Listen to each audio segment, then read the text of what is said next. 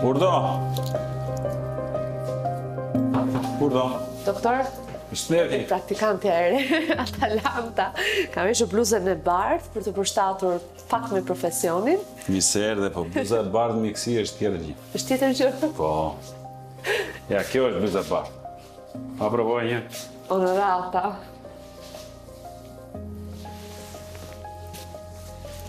Ja. Kollaj do ishte të merja ka shpejt profesionin të veshë, bukur? Nuk është kaq kollaj. Ja, kjo nënkupton realisht bluzën e bardhë që përmendëm më parë. Është shumë e bukur dhe tani më unë ndihem si doktoresh Atalanta Kërçyku. Ishte aq e thjeshtë. Megjithatë, Doktor, cili ka qenë zgënjimi juaj i parë si mjek? Shiko, asnjë nga ne, sidomos deg të mjekësisë, të cilat prekin aspektet kirurgjikale, kanë problematika të gjithkohshme dhe nga më të papriturat që mund vinë qoftë nga derivatet e gabimeve njerëzore, shpesh herë nga mosvëmendja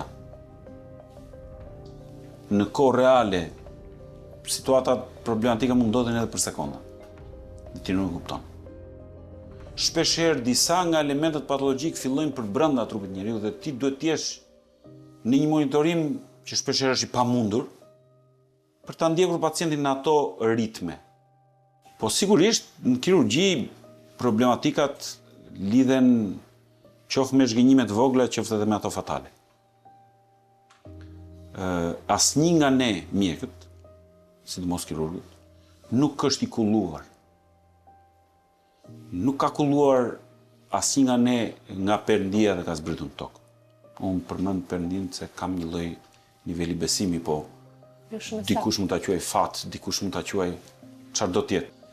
Ndonjëherë të vrasin më shumë ato që sjellin situata të po i quaj komplikanca, por shpesh herë janë as komplikanca, krejt të papritura dhe që ndodhin si rrufera në qellë pastër ku ti nuk e parashikon fare në pjesë të programit të ndërhyrjeve.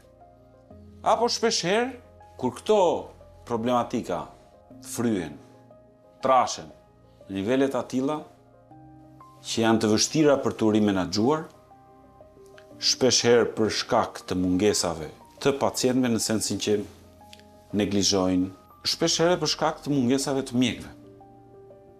Fakti është që një mjek e fillon dhe mbaron jetën në spital. Më shumë se sa gjysmën e jetës së tij, një mjek, sidomos një kirurg, e kalon në spital, nuk ka orar. Kjo bie të vështira anën familjare, kjo bie të vështira anën gjeje ku të shpjegosh se pse nuk je në një situatë ku nevojitesh në familje, dhe gjeje se si ta shpjegosh pse kur duhet të ishe në familje për një situatë caktuar, ti nuk mund të jesh në spital. Ka qenë e vështirë dhe për ju besoj ky lloj balancimi, le të themi, jashtëzakonisht familjare dhe fakti që normalisht ju keni një familje të mrekullueshme, përbërë nga një vajzë dhe 2 djem, një bashorte që normalisht kërkojnë kohën e tyre të përkushtim dedikimit. Shiko, rastet janë të pafundme, po sidomos kur bëhesh prind, kjo prezenca përveç se kënaqësisë është edhe detyrim. Dhe unë kujtoj pafund situata, po më është dashur edhe të kem momente në të cilat për shkak problematikave në punë, që kanë qenë serioze, pavarësisht se kanë qenë apo jo, për shkak timin personal apo të ekipit, apo se ka qenë një gjendje e caktuar, më është dashur të mungoj në element realisht të rëndësishëm të fëmijëve. Dhe nuk po them në festën e abetares, apo në ditën e parë të kopshtit, apo në llafin e parë, apo në festën e datëlindjes apo gjëra të tilla.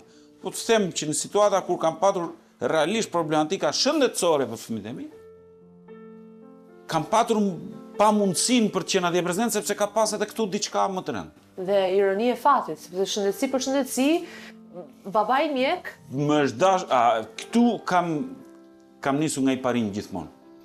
Në mjekësi nuk ka njerëz që i din të gjitha. Ka njerëz që mundohen të jenë të vëmendshëm ndaj situatave, Ne jemi studius të pafundshëm, po thash, më shumë se gjysmën e jetës, pas shkollës universitare që edhe ajo është një element jashtëzakonisht i rëndësishëm, që ha kohë, ne e kalojmë edhe pjesën tjetër në spital. Por kjo pjesa e familjes të detyron t'i nështrohesh asaj që trumpeton vazhdimisht. Nuk mund të vesh tek mjeku në fund ditës pa patur besim, është dhe çështje besimi. Duke ditur që ai s'është perfekt. Nuk ka njerëz perfekt. Nuk ka njerëz që janë të kulluar në çdo pikë. Njerëz që prezantojmë si jemi njerëz dhe ne. Nuk jemi surreal. Jemi të bërë nga mish, gjak, kotka dhe mund gabojmë. Mund mos kemi vëmendje të caktuar, mund situatat patologjike të sjellin problematika të një distrikti tjetër, të një regioni tjetër të trupit që ndoshta ndodhin në të njëjtën kohë, po s'kan lidhje njëra me tjetrën. Dhe shumë e vështirë të menaxhosh situata të tilla, aq më tepër kur ke edhe kokën mbrapa se çfarë po të ndodhte ka venir. Unë e kuptoj shumë mirë që njerëzit shëndetin e kanë primar, por nuk ka më të primare se aveniri. Se çfarë ke lënë mbrapa, se çfarë duhet vi, se çfarë duhet rritet, se çfarë duhet bëhet. Dhe shpeshherë këto situata komplikojnë nivele të caktuara që të duhet shumë vullnet, të duhet shumë durim, dhe të duhet edhe fat.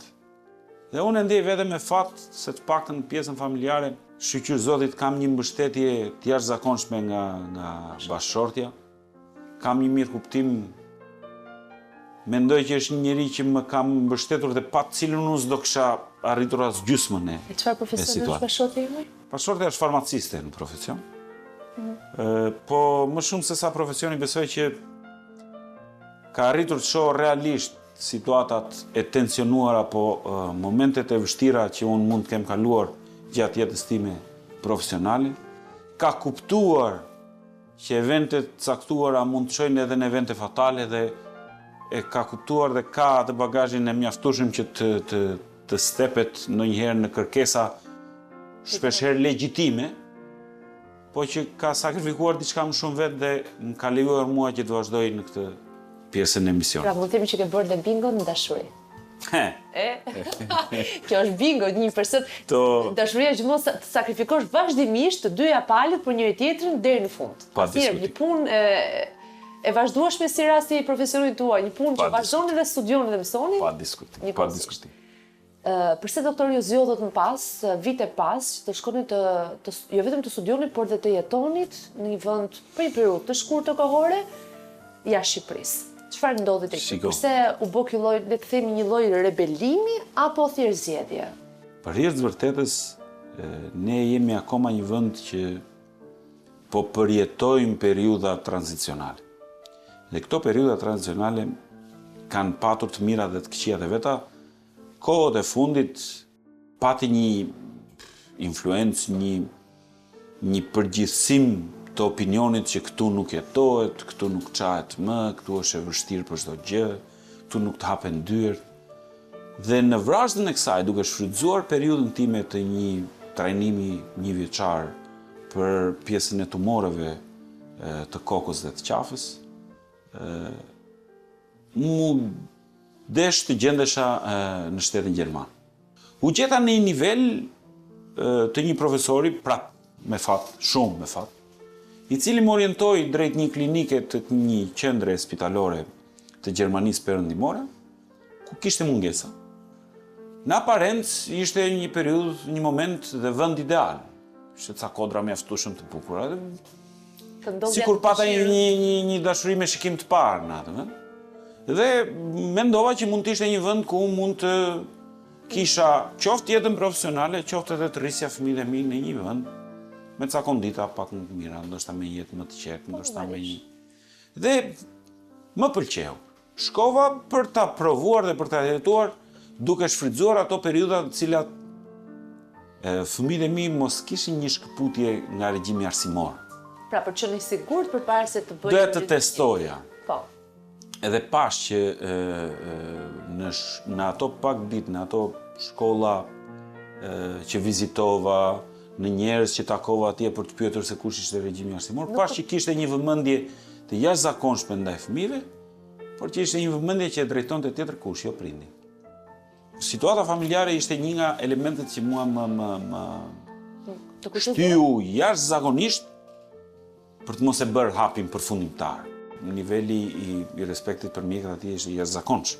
Pra nuk ishte mjekësia, Puna ishte shumë e thjeshtë, spitali ishte me komoditete. Pra kishte vetëm një indoktrinë, le të themi, të sistemit arsimor, se sa profesional tuaj. Le ta kushtozojmë në këtë fjali? Po, nuk mund të bëhesh ti pjesë decizionale e sistemit arsimor të fëmijës tënd. Sepse ishte gjë e mbyllur, ishte programuar. Kishte një hermetizëm në cilin ishte pak e vështirë që të ndërhyje. Mos harrojmë që ne jemi mentalitet Ballkanës. Po, Një mentalitet nuk mund t'i nënshtrohet një, s'dua të përmend termin doktrinë, por nuk më vjen tjetër tani. Mund ta përdorim besoj. Në të cilin ne nuk bëjmë një pyetje pse. Kuptoj. Dhe për këtë arsye unë zgjodha që të vazhdoj në atë regjimin tim, nuk ishte i vetmi faktor, klima ishte një element tjetër.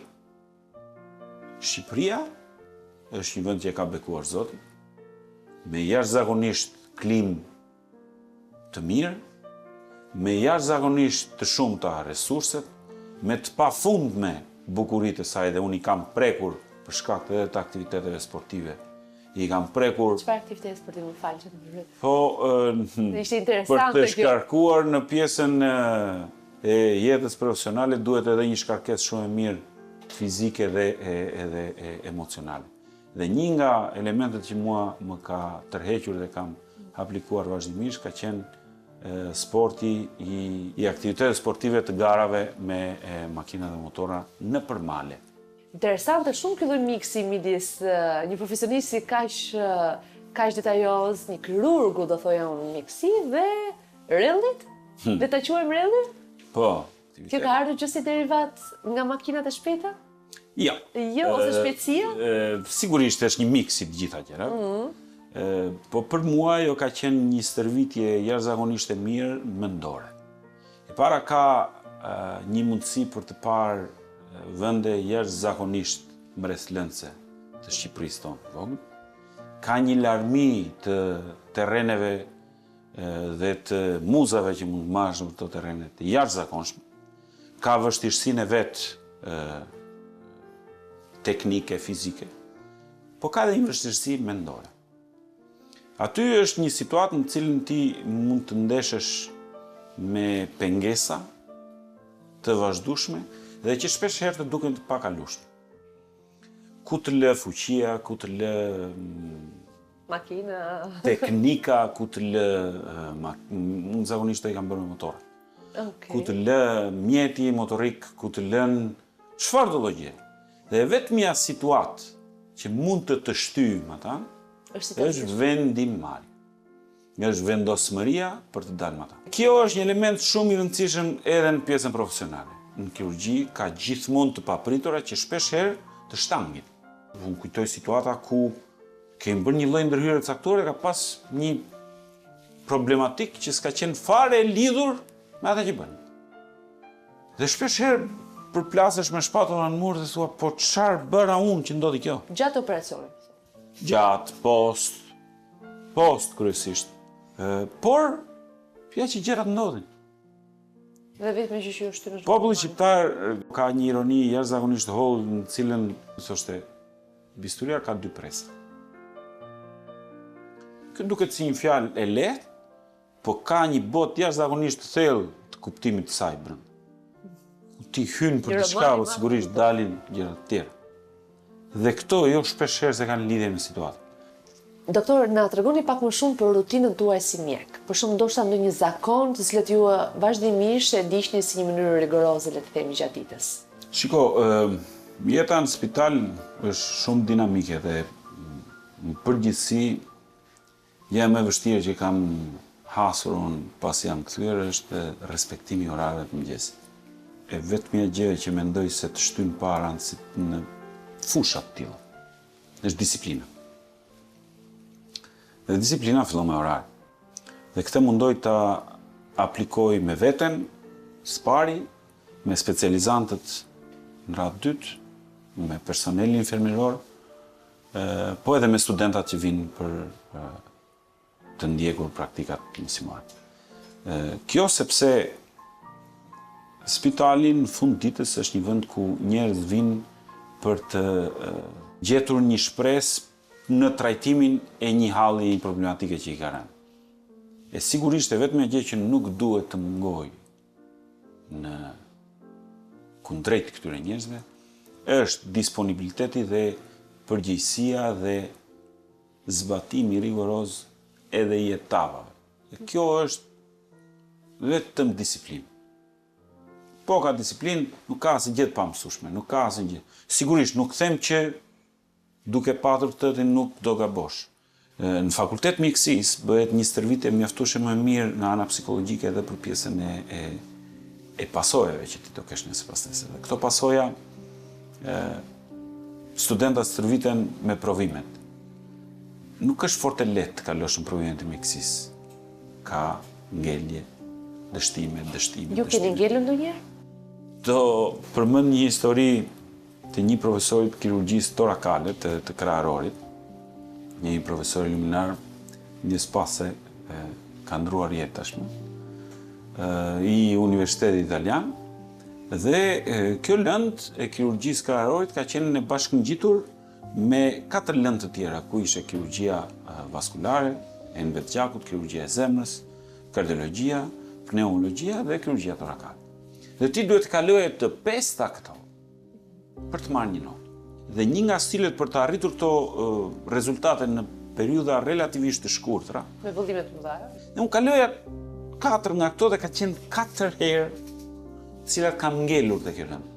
Dhe zgjodha që për 2 herë ne bënim universitetin në Shqipëri, po kishim periudha të caktuara të praktikave mësimore që duhet të bënin në Itali. Dhe 2 apo 3, se kujtoj tash të këtyre herëve, unë jam gjendur tek ky repart. Dhe kisha një pritje jashtëzakonisht të mirë nga profesor. Studentë jonë që na vjen nga Shqipëria,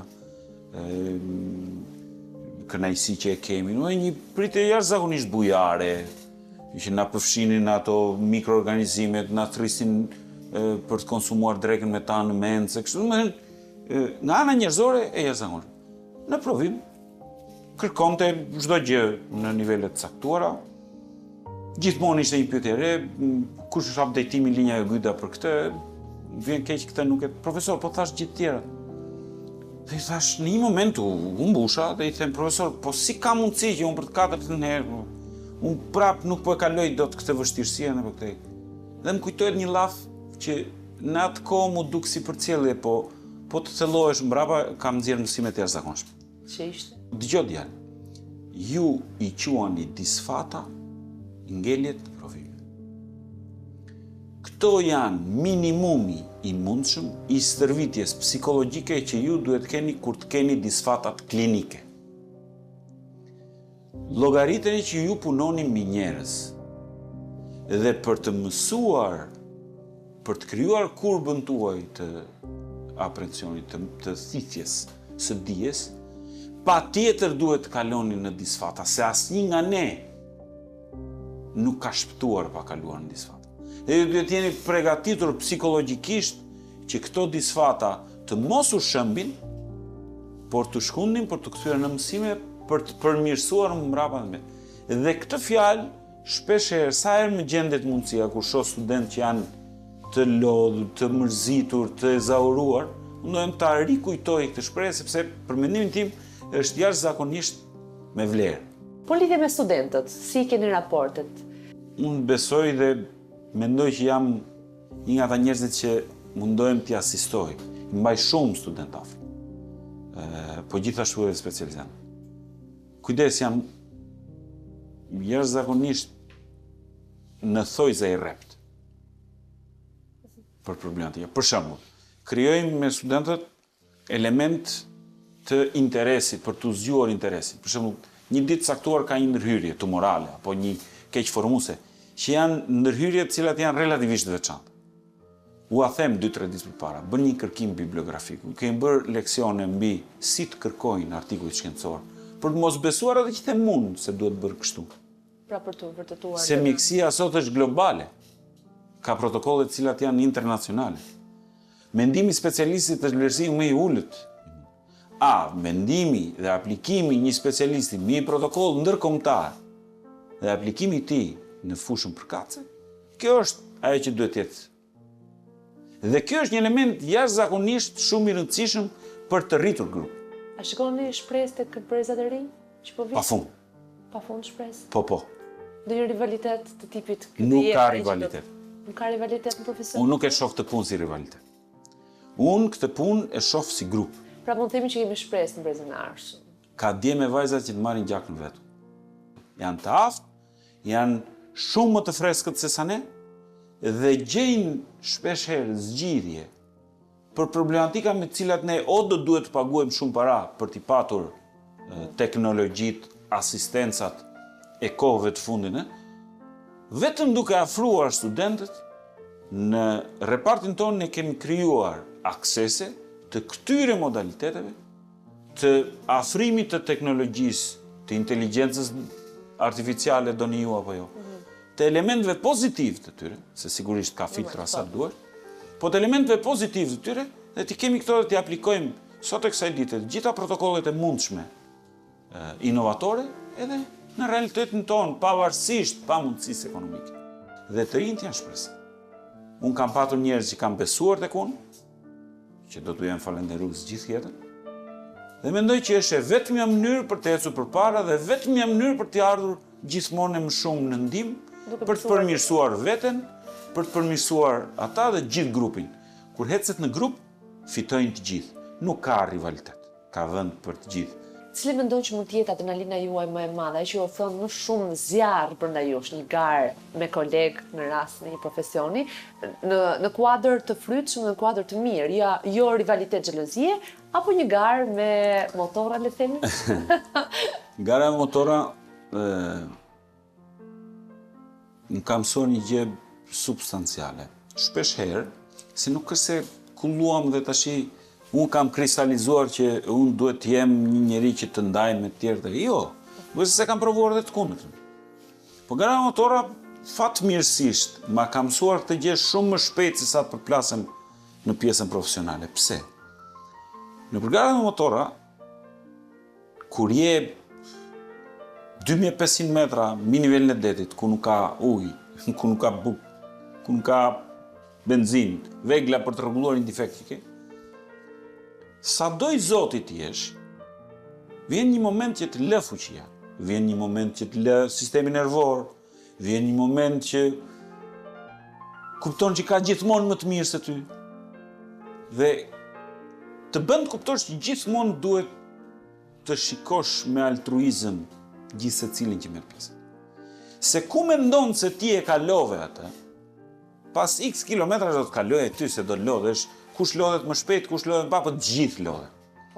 E njëjta histori mua më ka ndihmuar dhe më ka mësuar edhe në jetën profesionale. Sepse garën unë e kam me veten. Nuk e kam garën me të tjerë. Dhe kjo është adrenalina më e madhe, që më bën të aplikoj të njëjtën situatë edhe në nivelin e kompeticionit sportiv, edhe në nivelin e kompeticionit profesional.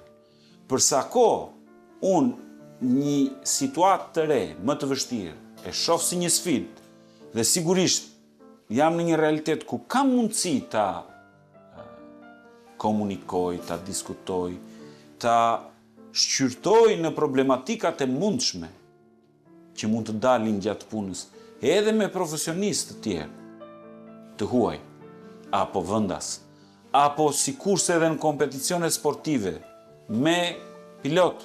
Nuk është asnjëherë tepër një fjalë, një komunikim, një pyetje,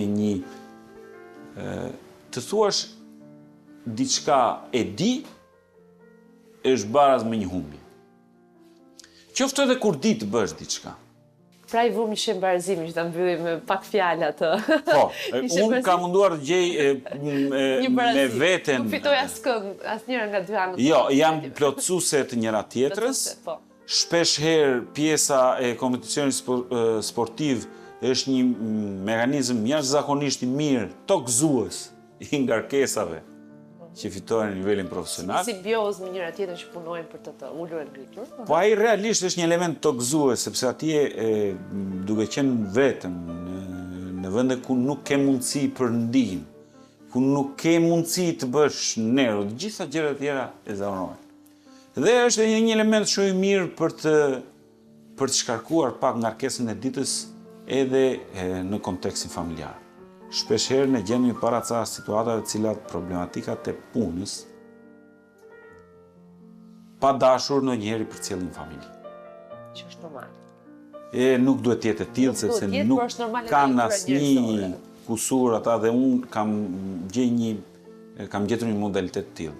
Nëse mbaroj punën shpeshherë më detyrohen ta mbaroj vonë, po pavarësisht se është vonë. E filloni herë dhe mbaroni vonë? Zakonisht e fillojmë në orën 8 dhe mbarojmë në orën 6-7 masdite. Çdo ditë. Pra nuk është orari 8 orar. Orari zyrtar është 8 me 4, po nuk është asnjëherë zyrtar.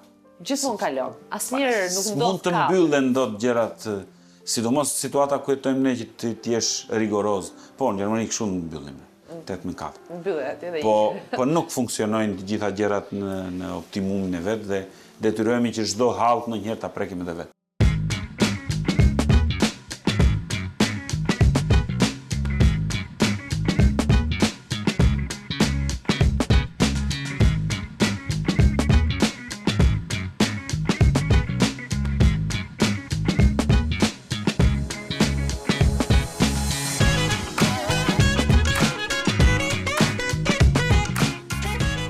Përshëndetete?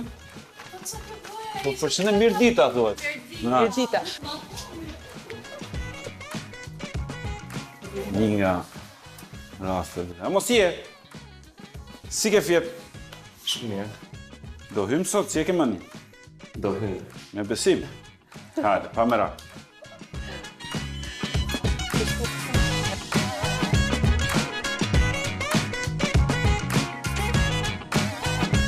Doktor, ne shqiptarët kemi një mënyrë shumë të lezetshme për të ankuar, cila ka qenë ankesa më e çuditshme ose kërkesa më e çuditshme që të ka ardhur. Me pak nota ndoshta dhe humori. Po ka të çuditshme dhe këto e një në fakt, po përgjigje nuk e kam patur autoktone, e kam patur të huazuar nga një mik im. Le ta huazojmë ne. Përgjithësi kur vinin për spitale kishin pa mundësin për të gjendur për shkak të punëve, për shkak të impenjimeve. Dhe bënin kërkesa tipit, po mirë, po në këto ditët e festa, po në ditët e pushimit, a punoni ju, edhe vinte pyetja natyrshme ndonjëherë, po ditëve të diela, a punoni ju? Edhe përgjigja ishte relativisht e shkurtër shpeshherë, po kur bëheshe shumë herë përsëritur ndonjëherë, thashë kam huazuar me këtë miku im, dhe i them, po, vetëm që të dielën ne kemi edhe atë ritualin e shikonin që një famshëm në ato kohë. Është ende? Portokallin. Portokallin. Thashim, po, shiko dhe portokallin dhe pastaj hajde. Interesante. Shumë e bukur. Për të dhënë një përgjigje relativisht me ironi në sensin që ca situata edhe absurde nuk mund të Atëherë, nesër, pas emisionit tonë që ne jemi të shtunur, nesër edhe ju shihni portokallin dhe pastaj hajde në vizitë. Për të konsultuar me doktorin tonë, Ermal Pashi.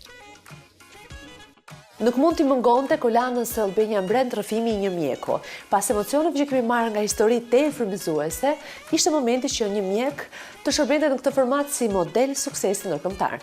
Ato që ne shpesh kemi quajtur heroj të heshtur që nuk preferojnë famën, as doa trokitjet dhe as hapësirën për të ndarë sfilitjet që ato i kanë quar drejt suksesit.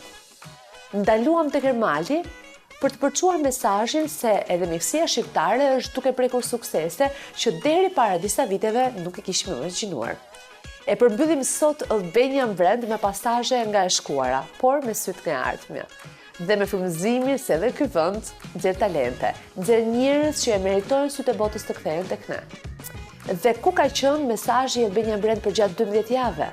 Një brand shqiptar që përtet në përbot. Diku me muzikë, diku me sport dhe kërcim, dhe diku me fjalë të vogla. Dhe punë të jetë mëdha. Duke falendëruar për vëmendjen dhe dashurinë që na keni treguar për gjatë këtyre muajve, ju lë takim në të tjera projekte. Nga unë Atalanta Korçuku, deri atëherë, kalofshit mirë, paçi fat. Ka momente kur nuk ndalesh. Ritmi yt përcakton standardin. Çdo hap është një përvojë që meriton më shumë. Jo thjesht lehtësi, por klas, privilegj dhe akses pa kufi. Sepse çdo udhtim, çdo përvojë duhet të ndihet premium. Kartat premium nga Fibank. Fleksibilitet, mundësi pa limit dhe lounge VIP që të presin kudo. Fibank, cilësia vjen e para.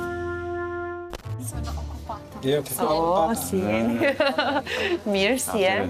Atalanta. Motra Ardiana, është infermiere e jonë, dhe na ka ngelur e vetmja infermiere mungesh.